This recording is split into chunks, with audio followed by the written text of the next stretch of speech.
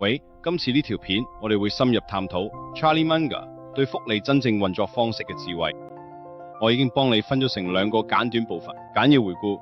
首先，我會俾你一個高層次嘅重點總結，等你即刻掌握大概內容。傳奇本人之後，我會播 Charlie 親自演講嘅片段，等你可以直接聽佢點講。喂，我同你講關於複利呢，我哋聽到嘅故事10個有9個都係錯噶。其實講穿咗就係一個包裝得好靚嘅大話，專登賣俾佢你知啦。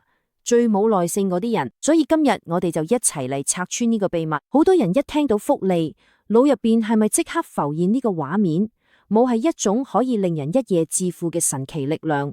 好似只要將錢擺喺度，佢就會自己變魔術，咻一聲你就變咗百萬富翁嘅。但係我要同你講，呢個真係唔係複利，呢個最多都只係一個非常非常美好嘅誤會啫。好，所以我哋第一部分就嚟傾下複利嘅幻想同現實，我哋一齊睇下呢個聽落嚟神奇嘅過程，佢背後嘅真相到底係咩？OK， 複利真正嘅定義其實係咁樣噶。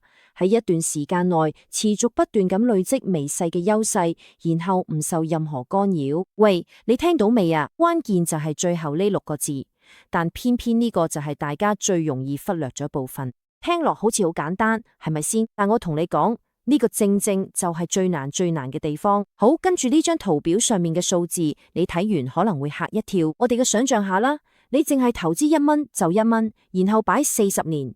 如果每年回報率有15%，最後會變成267蚊，都幾唔錯喎，係咪？但係如果回報率只係稍為提高少少，去到20%，你估下結果會變幾多？答案係接近1500蚊。你睇下，其實只係差5%咋。喺時間嘅催化之下，進展可以創造超過5倍嘅大嘅分別。呢個就係數學嘅威力，但前提係你絕對唔可以中斷嘅。呢張圖啊，佢完美咁解釋啲咩叫做複利。你睇下，大部分嘅增長係邊度發生㗎？冇錯，就係喺最後嗰段時間。前面嗰幾十年個進展真係覺得好慢，慢到會令人好沮喪。呢個就係點解大部分人都喺呢度放棄咗？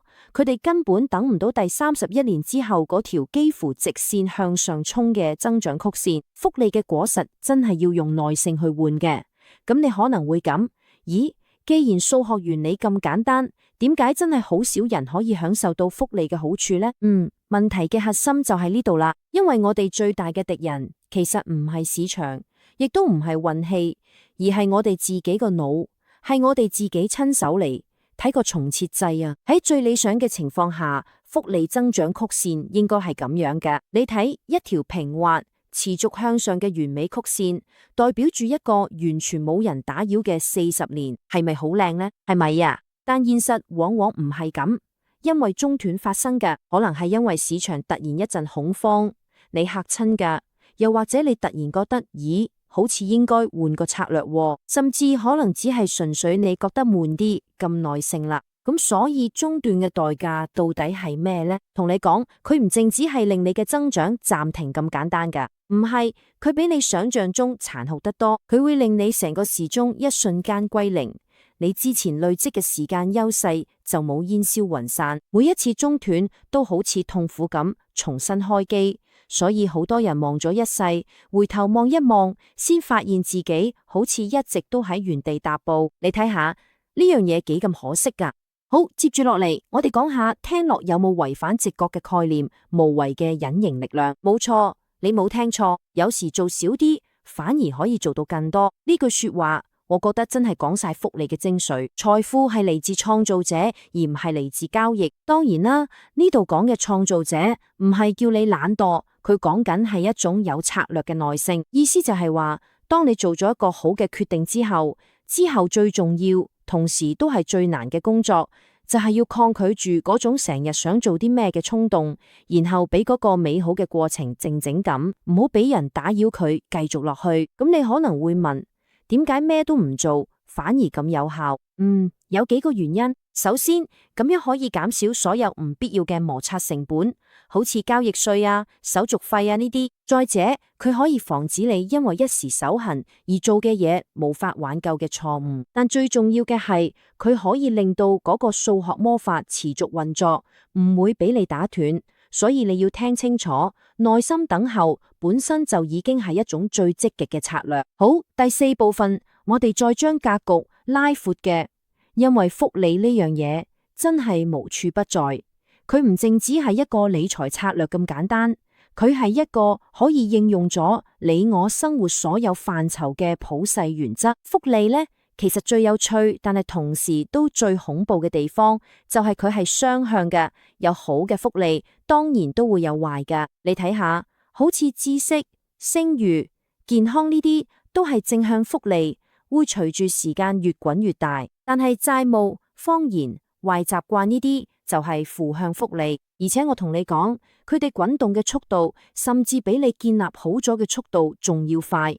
嗰種破壞力都更加驚人。我哋舉個知識複利嘅例子啦。你想象下，如果你每個月只係學一個新嘅心智模型，聽落都唔多啫，係咪？但30年之後，你個腦入邊會發生咩事？你會擁有360種完全唔同嘅思考工具，而且呢啲知識唔係1+1等於2咁簡單，佢哋會互相連接、互相補足，最後喺你腦入邊形成一個超級強大嘅思考網絡，令你見到其他人完全睇唔到嘅機會同模式。所以你哋呢個就帶出咗一個好關鍵嘅心法，你一定要記住，與其花力氣去追求偶爾嘅卓越，不如將所有力氣都用嚟避免犯一次愚蠢嘅錯誤。點解？因為一次災難性嘅決定就足以令你幾十年嘅努力全部歸零。呢個都係點解真正嘅高手，佢哋更加專注佢唔好做啲咩，而唔係成日睇住我仲可以做啲咩。好啦，睇到我哋最後一個部分，一條唔算嘅光鮮嘅成功之路，呢一條係通往非凡成就嘅路，但佢真係一啲都唔光鮮亮麗，而且最重要嘅，最終選擇權喺你手上。我哋可以將今日講嘅所有嘅濃縮成呢4個步驟。第一，佢一樣真係值得你投入時間同心機嘅事。第二，用盡你所有嘅力氣去保護佢，唔好俾任何干擾影響到，特別係佢嚟自你內心嘅干擾。第三，你要信數學，而唔係信你自己嘅情緒。第四，等，冇錯，就係等，而且要等成10幾20年。呢4個步驟，你哋聽落好似好簡單，但真係要做起上嚟就極之困難。呢句說話，我覺得可以話係今日所有內容最正嘅總結。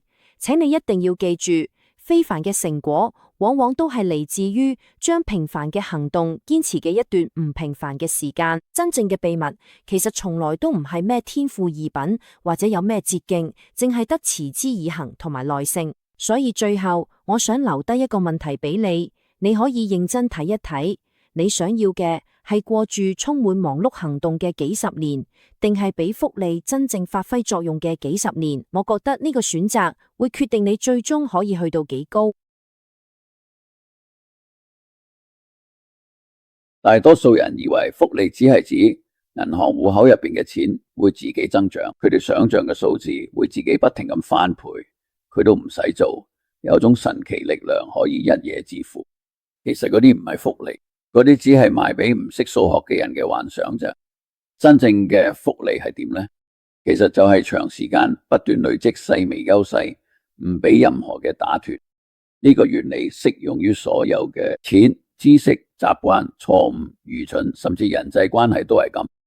數學本身唔理你複利嘅咩，只要有持之以恆同時間就得。問題係好少人可以夠耐性坐定定等嘅發揮效用。佢哋成日打斷嘅過程，每年轉策略，追住新機會，以為做多啲就等於有進步，之後又會奇怪點解有啲人明明做得少過自己，最後反而冇得更多。你入去任何一間充滿野心嘅房間，問下嘅人咩係複利，佢哋會識趣嘅點頭，可能仲會引用愛因斯坦嗰句傳說中話複利係世界第8大奇蹟。但到實際行動時，佢哋又會違反晒複利嘅所有原則，因為淨係用腦明白個概念，佢執行嘅性格都等於0。每年2成回報，聽落好悶，邊及得人哋半年翻倍嘅威？冇人會因為20% 而興奮，冇人會寫文章去讚揚嗰啲穩穩陣陣、靜靜咁用40年時間以2成複利增值又避開大災難嘅人。但係現實就係咁殘酷。2成複利40年之後1蚊可以變成1500蚊。同一個人，如果佢淨係追求爆炸性回報，通常最後都會輸個大市，因為佢太聰明，搞到自己中斷嘅複利。數學好簡單，但幾乎冇人真係內化到一個細微嘅優勢。如果可以長時間冇間斷咁持續落去，對於唔識指數增長嘅人嚟講，結果會好似奇蹟一樣。呢啲唔係運氣，純粹係數學俾你發揮出嚟。不如睇下現實中嘅真實數字同記錄。1964年投資1蚊嘅 Berkshire Hathaway 到2022年已經變咗大約38000蚊，唔係因為每年都有勁爆回報，而係靠避開大錯，然後用2成複利差唔多滾咗60年。同時，好多專業投資者想玩得精嘅，結果反而賺得少好多。20% 同15% 嘅差距，單一年睇落去好似佢哋分別，但如果拉長到40年，呢5%佢分別就係由同1蚊變成1500蚊同267蚊。回報率細微嘅分別好重要，但係前提係你唔好中斷個過程。大部分人都做唔到回報率穩定，時間又夠長。複利嘅第一條規則成日有人講，但真係明白嘅人就唔多。千祈唔好無啦啦中斷嘅。呢3個字其實比大部分投資書都更有智慧，但係好多人都唔理，因為聽落太簡單。咩叫無謂中斷？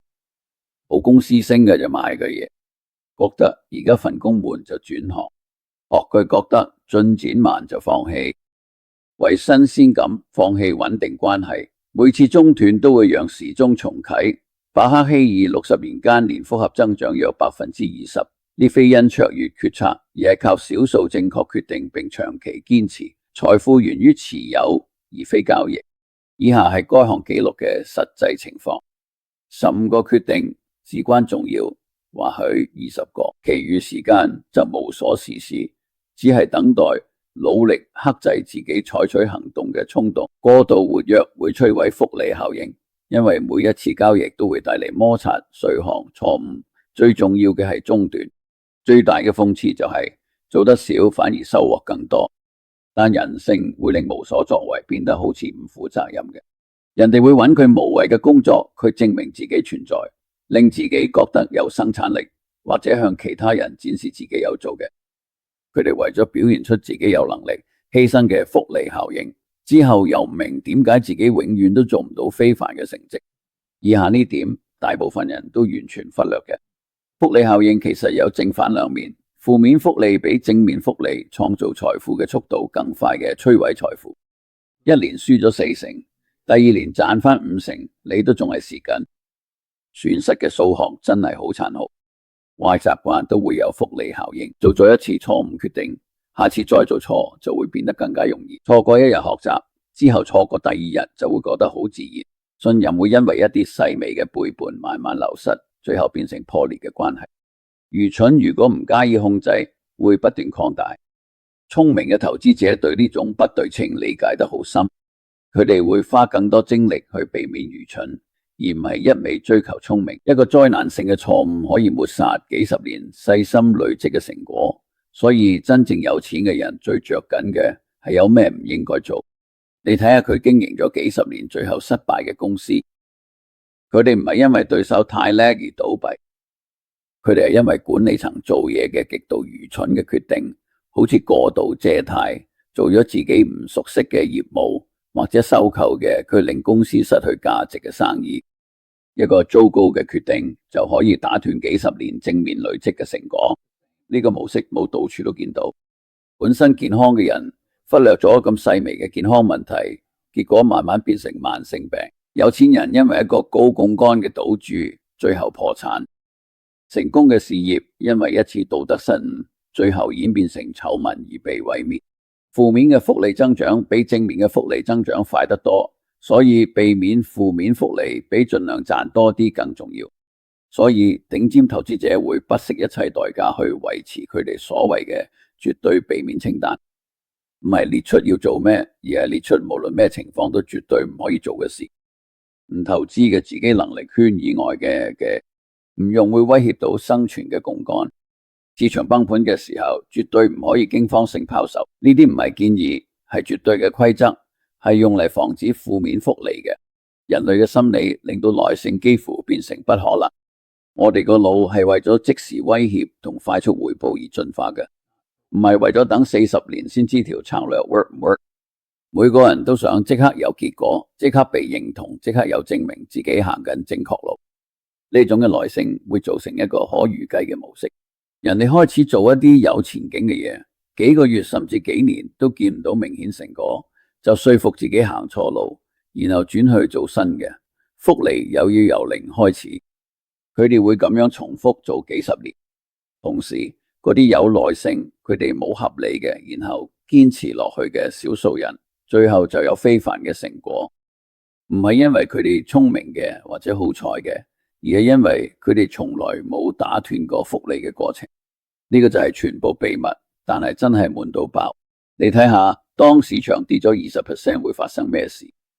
理性嘅長線投資者明白呢啲只係暫時嘅雜音，唔會影響複利。但大部分人就會驚慌，喺最低位賣出，等到有信心先再入市，結果錯過咁反彈。佢哋就係佢最需要耐性嘅時候，打斷咗自己嘅複利。同一種心理都會摧毀事業。有人花3年時間學一門複雜嘅專業，見到其他行業嘅同事好似升得快咁，就轉行，結果又要由零開始累積。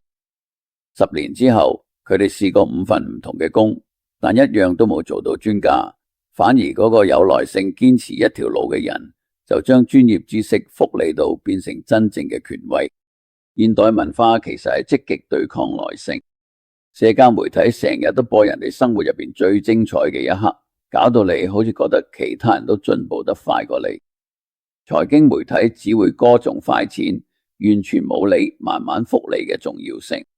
自助大師又成日話90日就可以徹底改變人生，呢啲全部都教你同現實相反嘅。事實上，最有效嘅方法就係佢一樣有價值地咁去做，然後堅持唔放棄，堅持幾十年。錢嘅複利大家都明，但係知識嘅複利會帶嚟永久優勢，偏偏好少人會留意呢一點。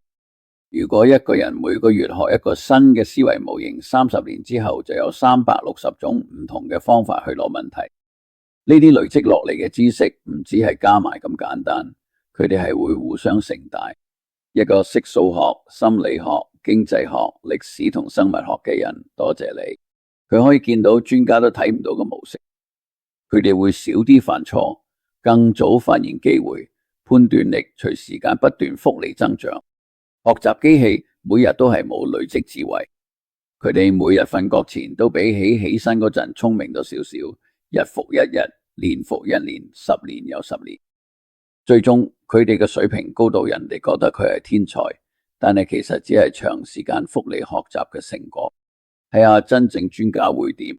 一個佢哋30年醫學期刊嘅醫生，唔只係識30年嘅知識咁簡單。每一個新知識都會同之前學過佢哋連接起嚟，形成理解網絡，令佢識得認出唔同嘅模式。對初學者嚟講，根本做唔到。呢種複利效應會產生一種判斷力，唔可以搞出嚟，只可以慢慢累積。呢個道理適用於任何值得學嘅領域。一個研究嘅幾十年生意失敗嘅投資者，會培養出一種直覺，識得發現新手投資者睇唔到嘅警號。一個每日都睇好文學嘅作家，長年累月之下會吸收到嘅技巧，雖然未必講得出，但用起上嚟就好自然。一個做咗40年手藝嘅師傅，幾秒鐘就可以做出啲新手幾個鐘都未必做得到嘅決定。所以成功人士從來都唔會停學習，佢哋學嘅唔係為咗咁多嘅證書或者想人哋覺得嘅，佢哋係不斷累積自己嘅思維模型，建立一個理解嘅網絡，令自己嘅判斷力永久提升。每一本書、每一次經歷、每一個反思過嘅錯誤，都會加強基礎，仲同之前學過佢哋一齊產生複利效應。但係大部分人都忽略咗一個重點，知識只有真正融入同用得出，先至會產生複利。睇完本書，但係之後完全唔記得，係唔會有任何複利效果嘅。參加研討會卻唔做任何改變，唔會產生複利效應，僅僅積累事實而唔將佢與思維模型聯繫起嚟，唔會產生複利效應。學習必須係主動嘅、相互關聯嘅，並且要付諸實踐，先能夠產生複合收益。現代文化崇尚活動，人們常常將忙碌誤認為進步，將忙碌誤認為生產力，將不斷調整方向誤認為適應能力。佢哋頻繁進行股票交易，佢哋每2年換一次工作，不斷自我革新，因為佢哋深信停滯不前就會落後。呢個完全係本末倒置。人生入邊最大嘅回報係揾到一樣值得做嘅嘢，然後幾乎佢都唔做，淨係俾時間去發酵。最叻嘅投資者一個10年都只係做幾個決定。最有錢嘅人揾到一間好公司就一世都唔放手，但係坐喺度咩都唔做，好似好唔啱嘅。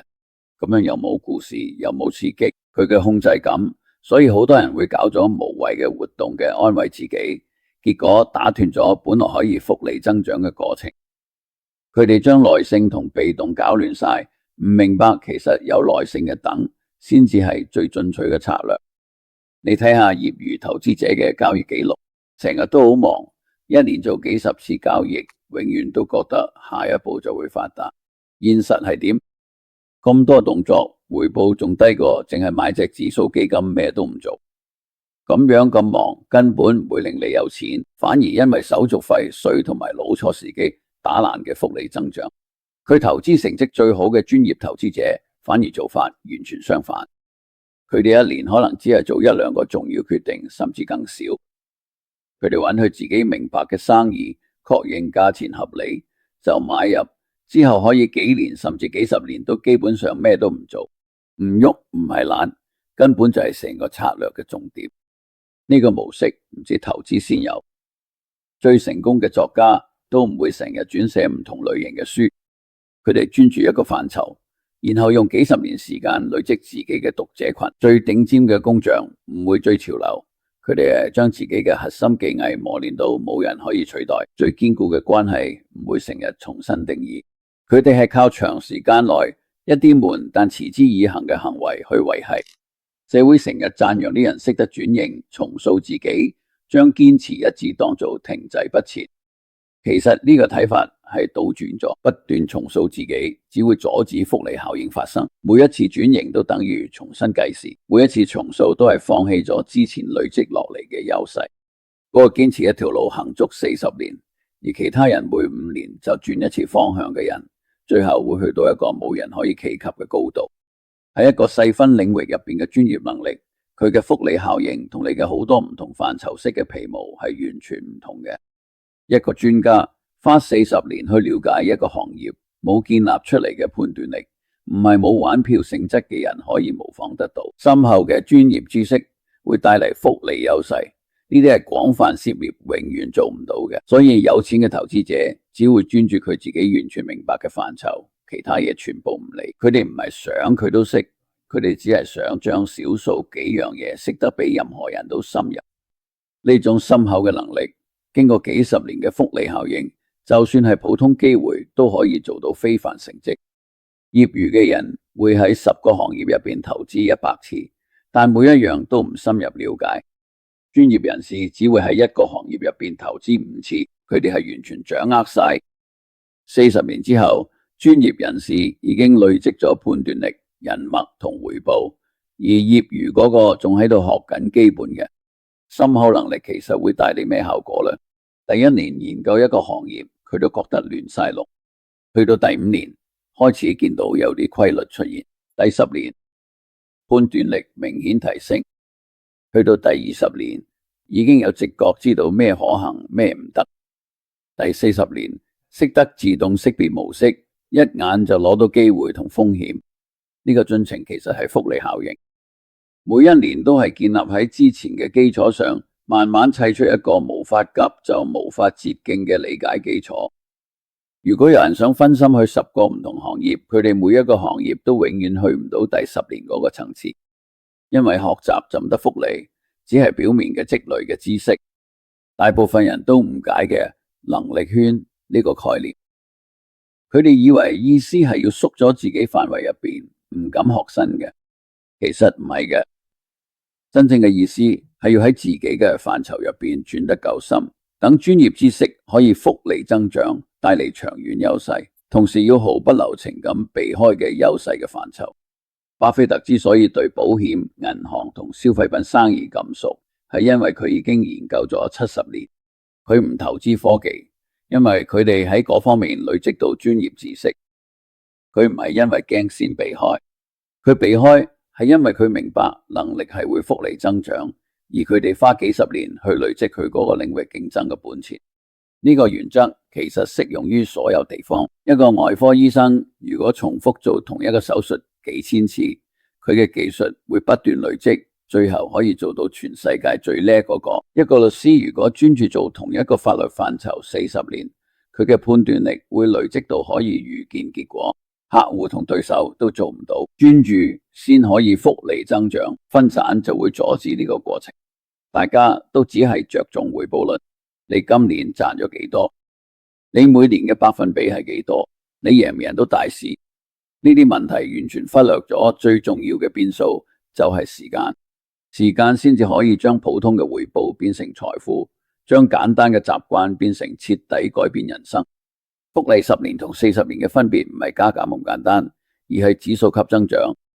一個人如果40年都賺到15%回報，最後會有起步資本嘅267倍。同一個人如果10年賺到25%回報，都只係得起步資本少過10倍。時間比回報率更加重要，但係好多人一世人都淨係諗住點樣提升回報率，完全忽略嘅時間。佢哋會為咗追求少少更高嘅回報，中途打斷本來有潛力嘅投資。佢哋不斷轉換策略，令到複利計時器一次又一次重新開始。佢哋浪費咗幾十年，因為從來都唔明白邊個變數先至真係重要。試下再認真嚟睇下數學。一個30歲嘅人，如果用1萬蚊以每年15%嘅回報去投資，到70歲就會有160萬。呢個表現唔算特別突出，但只要夠時間持續落去，就可以帶嚟驚人嘅成果。如果一個人等到50歲先開始投資，即使每年有20%回報，最後都只得383000蚊。早啲開始投資，遠比賺取更高回報重要得多。所以成功嘅投資者成日都好着緊唔好蝕錢。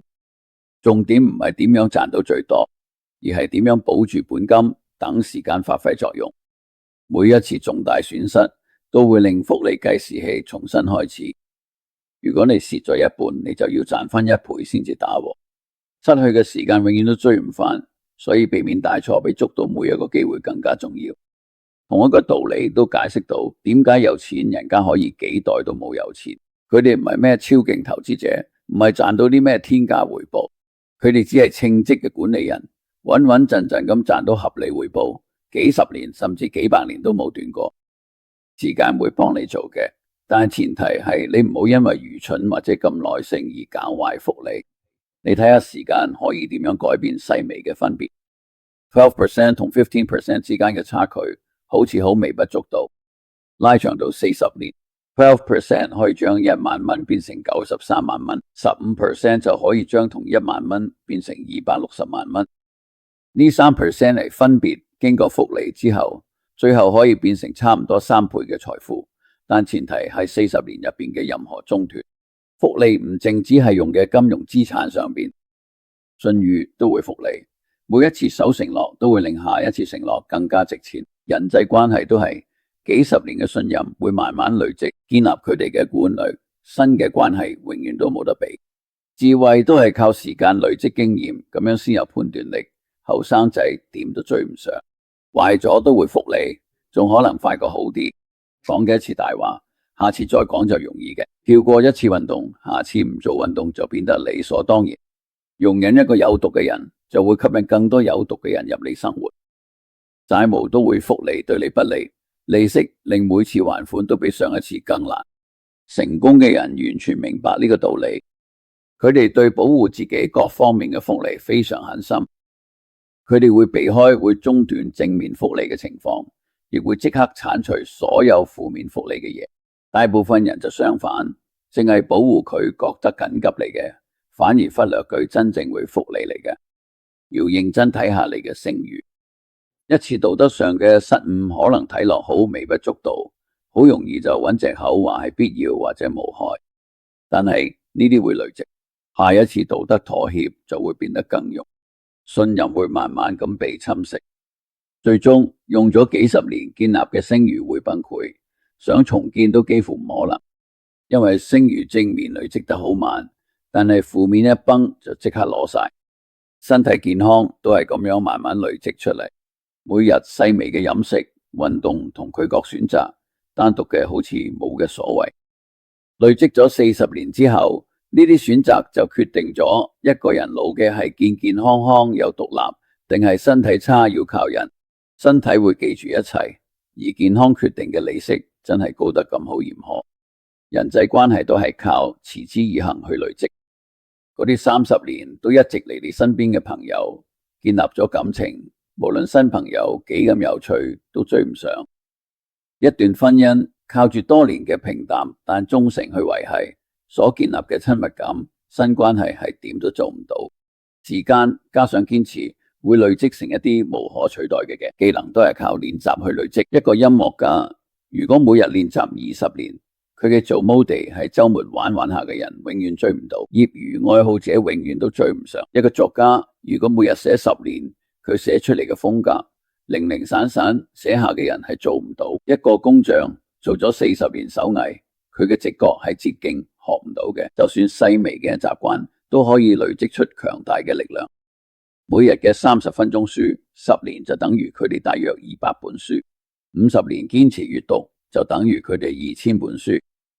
2000本書累積落嚟嘅知識、睇法同智慧，會變成一個影響你一切嘅思維框架。而呢，佢只係每日30分鐘，從來區間斷過。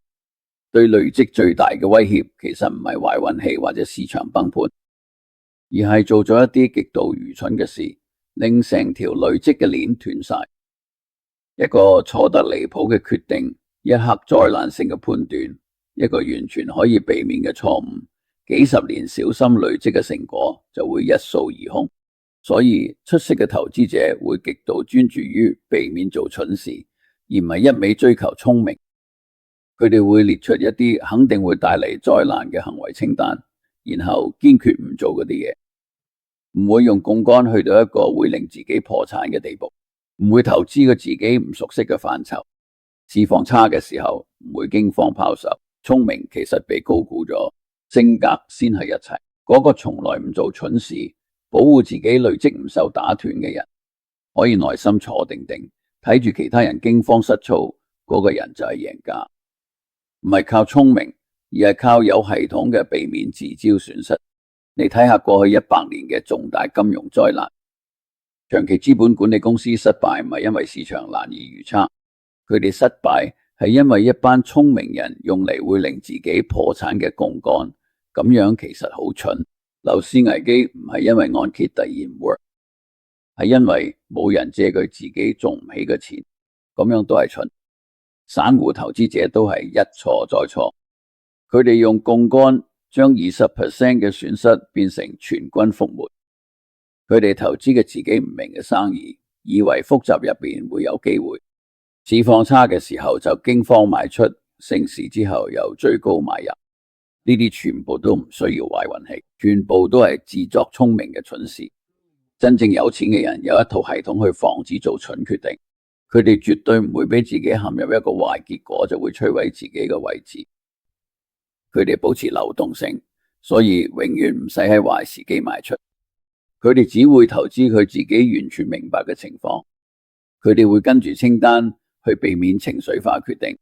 呢啲全部都係保護佢哋嘅複利增長，唔會俾自己最差嘅衝動搞壞晒。避免做蠢事聽落好簡單，但係實際做起上嚟真係痛苦又困難。蠢決定好多時都會扮成機會、聰明或者野心。其他人都賺緊錢，點解我唔得？我可以承受多啲風險，唔同普通人一樣。今次唔同以前，呢啲諗法通常都係災難性決定嘅前奏。解藥就係要有系統，要堅持絕對唔可以違反嘅規則，無論違反嗰刻幾吸引都好，唔好因為特別情況就例外。冇因為一生人一次嘅機會就變得有彈性。佢規則就係專登用嚟防止因為蠢決定而引發更多蠢事。當情緒高漲嘅時候，複利增長嘅過程唔舒服，因為你要相信一啲睇唔到嘅嘢。成果同努力之間嘅落差大到成條線都斷咗睇。有人累積咗5年智慧，但見唔到明顯回報，就開始懷疑到底有冇用。呢種懷疑會打斷進程。好多人因為見唔到進步夠快，就放棄咗本來有前景嘅路。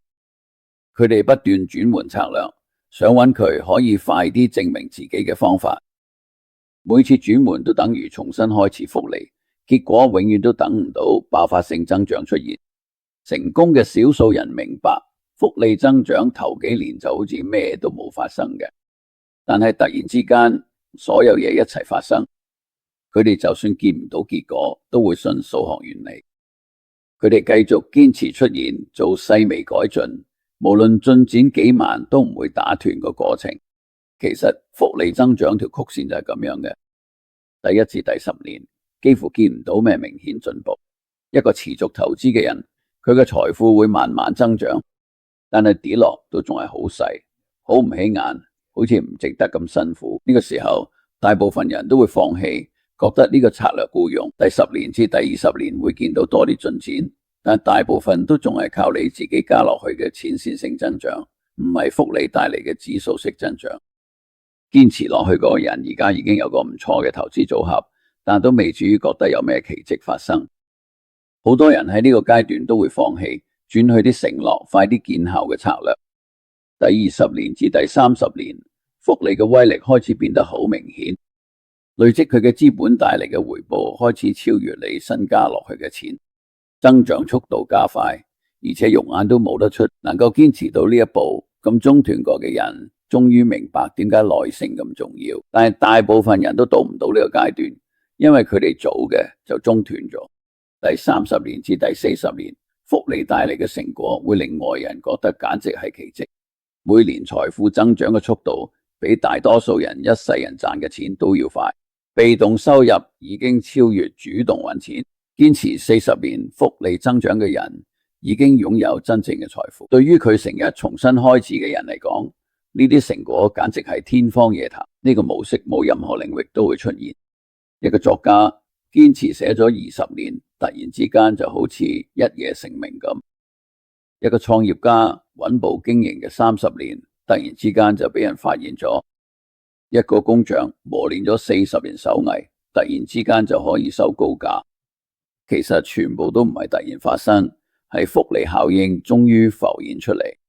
理解複利最好嘅方法就係反過嚟嘅，問下自己有咩咁會對你產生負面複利，有咩嘅會隨住時間慢慢消耗你嘅資源，有咩嘅會令你嘅劣勢不斷放大，而唔係優勢。大部分人都冇認真問過呢個問題，所以佢哋會俾啲破壞性嘅力量默默嘅累積，幾十年都唔察覺。信用卡債務會對你產生負面複利，令細細單消費變成長期嘅負擔。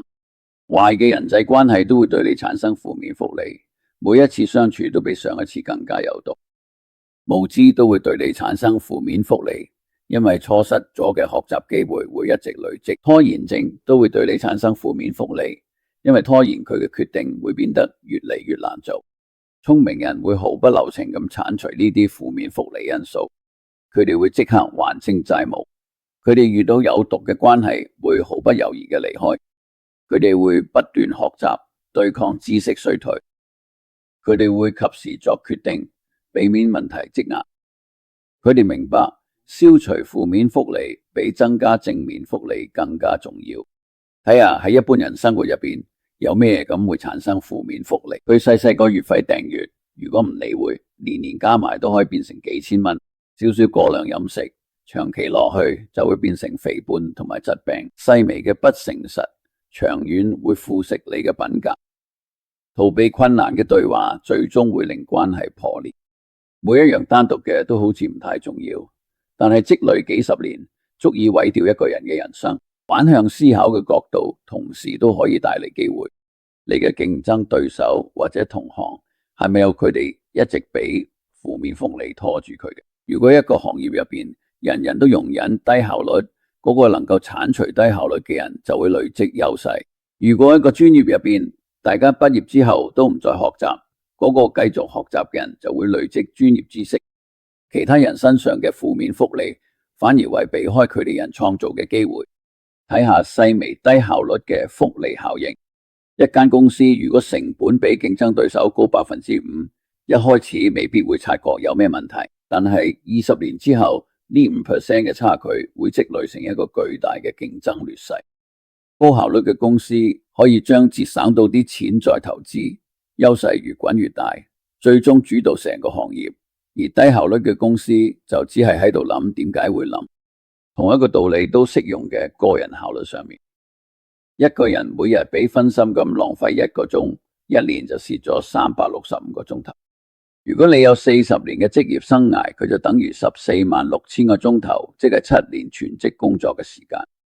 能夠消除呢啲浪費嘅人，就可以將多出嚟嘅7年高效時間累積咗自己嘅事業入邊。健康習慣嘅負面福利特別殘酷，每日食一包煙，食足40年，唔止係錢嘅問題，最終會積累成健康被摧毀，甚至失去幾年生命。超重20磅唔單止影響外表，仲會慢慢積累成關節問題、心臟病，仲會縮短壽命。細微但係負面嘅健康選擇都會出現。